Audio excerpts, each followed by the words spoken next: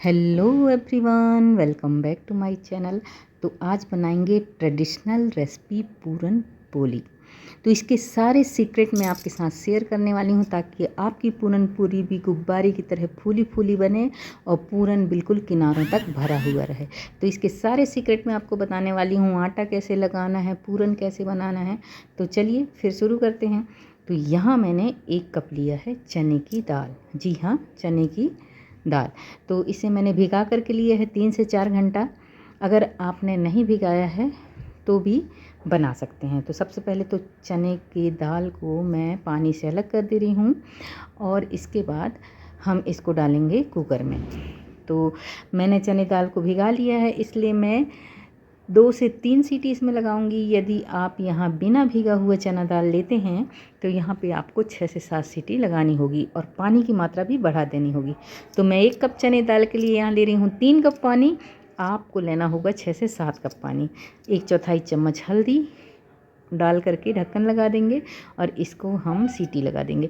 तो 1 सीटी full flame में आने देंगे और उसके बाद फ्लेम को हम लो कर देंगे और 2 सीटी इसी तरह से लो फ्लेम पे आने देंगे ताकि चना दाल अच्छे से पक जाए। और प्रेशर अपने आप निकलने देंगे, प्रेशर को बाहर नहीं करेंगे और इसको ठंडा होने देंगे। तो गैस का फ्लेम मैंने बंद कर दिया है और इसे ठंडा होने दिया है। तो देखिए, अब दाल को छू कर देखिए, दाल बहुत अच्छे से एकदम मैसी हो गई है, गल गई है। तो मैंने छन्नी में डाल करके दाल के पानी को अलग कर दिया है। पानी को हम अभी फेंकेंगे नहीं क्योंकि हमको बीच में इसकी ज़रूरत पड़ सकती है। तो चना दाल को हमको ठंडा करना है, इसके लिए हम इसको थाली में फैला लेंगे। तो चना दाल यहाँ ठंडा हो रहा है, जब तक हम बना लेते हैं अपना डो। तो यहाँ हमने आटा लगाने के लिए एक बर्तन लिया है और इसमें ले रही हूँ मैं गेहूं का आटा। तो 2 कप मैंने लिया है गेहूं का आटा और 1 कप ले रही हूँ मैं मैदा। ट्रेडिशनली ये रेसिपी मैदे से बनाई जाती है। 1 चम्मच डाल दिया है नमक और 2 चम्मच कुकिंग ऑयल। थोड़ी सी हल्दी डाल दे रही हूँ, इससे कलर पूरन पोली का बहुत बढ़िया आएगा। अब थोड़ा थोड़ा पानी डालकर हम इसको गूँथ लेंगे। दोस्तों, आप चाहें तो यहाँ पूरा गेहूं के आटे से बना सकते हैं या पूरा ही मैदा ले सकते हैं। अब देखिए, यहाँ मैं पानी डालते हुए आटे को गूँथ ले रही हूँ। अब आटा को गूँथने के बाद आप देखेंगे जब आटा अच्छे से नहीं गूँथा रहता तो ये इसमें मतलब लचक नहीं होती, ये आसानी से टूट जाता है। देखिए, मैं आपको तोड़ के दिखा रही हूँ। ये देखिए, इस तरीके से ये टूट रहा है। लेकिन आटे को हमको इतने अच्छे से गूँथना है 2 से 3 मिनट कि आटा हमारा लचकदार हो जाए। तो मैंने 2 चम्मच तेल डाल दिया है और इसमें थोड़ी सी ताकत लगा दे रही हूँ और अच्छे से मैंने इस गूँथ करके रेस्ट के लिए रख दिया है। और यहाँ दाल ठंडा हो चुका है, इसको मैं डाल दे रही हूँ ग्राइंडिंग जार में। तो सारा का सारा दाल मैंने बड़ा वाला ग्राइंडिंग जार लिया है ताकि मैं एक ही बार में डाल दे रही हूँ। यदि आप छोटे में पीस रहे हैं तो बार बार भी पीस सकते हैं। साथ ही इसमें डाल दूँगी मिठास के लिए गुड़। तो 1 कप चना दाल मैंने लिया था तो 1 कप ही मैं यहाँ गुड़ ले रही हूँ। अब आपको यहाँ ज़रूरत महसूस हो तो 1 से 2 चम्मच वो पानी जो हमने पके हुए दाल से अलग किया था वो डाल करके इसको पीस सकते हैं। तो देखिए, इसका स्मूथ पेस्ट आपको बना लेना है। ये देखिए इस तरीके से। अब अगर आप छन्नी वगैरह से करते हैं तो इसमें काफ़ी टाइम लगता है। तो अब गैस पे चढ़ा दिया है मैंने एक नॉन स्टिक कढ़ाई और साथ ही डाल दिया है सिर्फ और सिर्फ 1 चम्मच घी। अब घी जैसे ही मेल्ट होगा हम डाल देंगे इस चने दाल और गुड़ के पेस्ट को। अब चने और गुड़ के पेस्ट को डालने के बाद हमको इसको भूनना है। तो अभी डालते समय तो मैंने फ्लेम लो ही रखा है, पर अब हम फ्लेम को बढ़ा देंगे जितना कि हैंडल कर सकें और इसको कंटिन्यू चलाते हुए हमको डो फॉर्म में आने तक इसको कुक करना है। तो दोस्तों, सबसे ज़्यादा मेहनत पूरन बनाने में ही रहता है। जितने अच्छे से आपका पूरन बनेगा, देखिए कितना स्मूथ है ये, इसमें एक भी दाना नहीं दिख रहा है। जब पूरन बनाई जाती है तो इसे आटा चालने वाली छन्नी से अच्छे से इसको छाना जाता है ताकि पूरन एक समान रहे। लेकिन हमने मिक्सी में पीस लिया है तो ये भी बहुत स्मूथ है। अब यहाँ इसके टेस्ट को बैलेंस करने के लिए मैं डाल रही हूँ 3 चम्मच शक्कर। बिल्कुल ऑप्शनल है, यदि आप लाइक नहीं करते तो इसको स्किप कर सकते हैं, पर शक्कर डालने से इसका मिठास थोड़ा बढ़ जाता है। तो शक्कर डाल के जैसे ही मैं चला रही हूँ तो देखिए पूरन का कलर भी थोड़ा बदल गया है और साथ ही थोड़ा लिक्विडी सा हो गया है।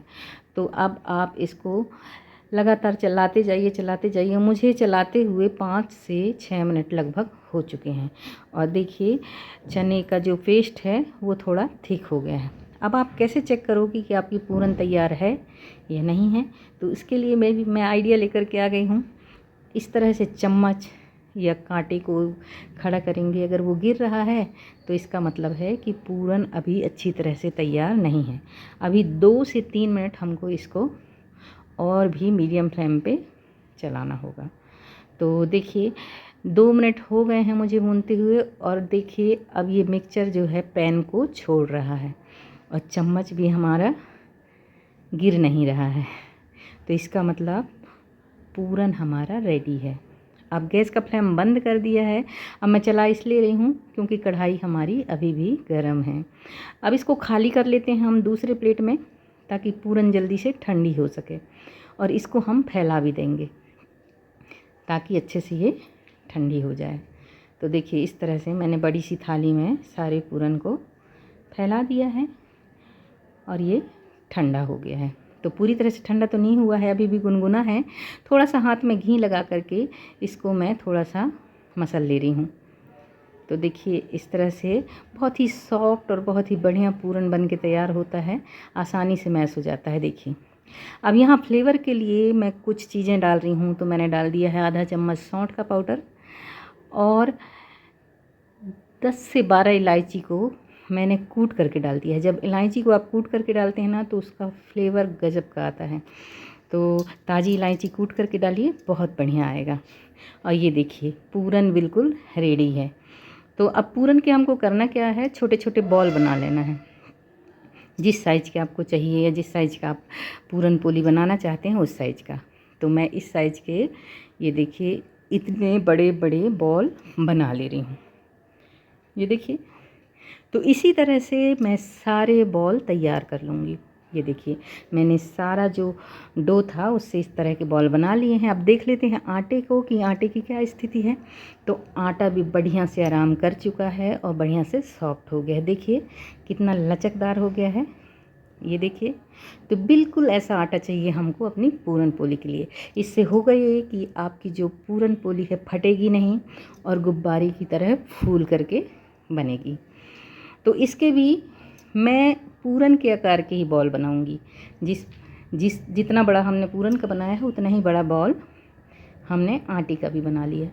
अब सारे बॉल मैंने इसके भी तैयार कर लिए हैं। यहाँ एक बात और बताना चाहती हूँ कि यदि आप पूरन को स्टोर करना चाहते हैं तो इसे एयर टाइट डिब्बे में रख सकते हैं। कभी भी टिफ़िन के लिए बनाना हो, यात्रा के लिए बनाना हो, फटाफट से आप बना सकते हैं। तो आपने देखा मैंने कैसे ये पराठा बनाया।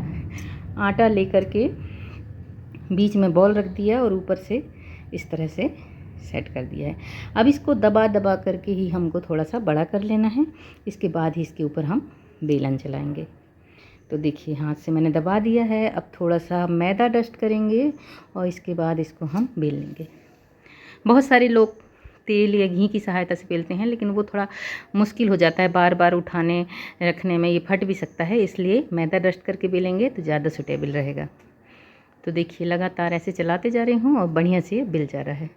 याद रखिए पूरन जितना पतला आप बनाएंगे उतना ही सॉफ्ट और बहुत बढ़िया बनेगा। तो देखिए मैंने काफ़ी पतला इसे बेल लिया है। इसकी थिकनेस देखिए, ये देखिए इस तरह से। तो इधर तवा भी गर्म हो गया है। चलिए तवा में हम डाल देते हैं हमारे पूरन पोली को और एक तरफ से सिकने देंगे हल्का सा, आधा मिनट के लगभग। और जैसे ही ऊपर थोड़ा सूखा हो जाए हम इसको पलट देंगे और दूसरे साइड से हम थोड़ा ज़्यादा पकाएंगे और इसको भी हम फिर पलट देंगे। तो दोनों साइड से हमने पका लिया है। अब एक कपड़े की सहायता से आप इसको दबाते हुए भी अच्छे से सेंक सकते हैं। अगर आप यहाँ पे ऑयल फ्री खाना चाहते हैं या आपको घी तेल नहीं खाना है तो आप इस तरह से सेंक करके भी इसको एंजॉय कर सकते हैं। मैं तो यहाँ घी लगा रही हूँ क्योंकि बिना घी के पूरन पोली का टेस्ट समझ में आना बहुत मुश्किल है। तो देखिए मैंने घी लगा दिया है, लेकिन बहुत कम मात्रा में लगा रही हूँ। बहुत ज़्यादा घी में ही मैंने इसको नहीं सेका है।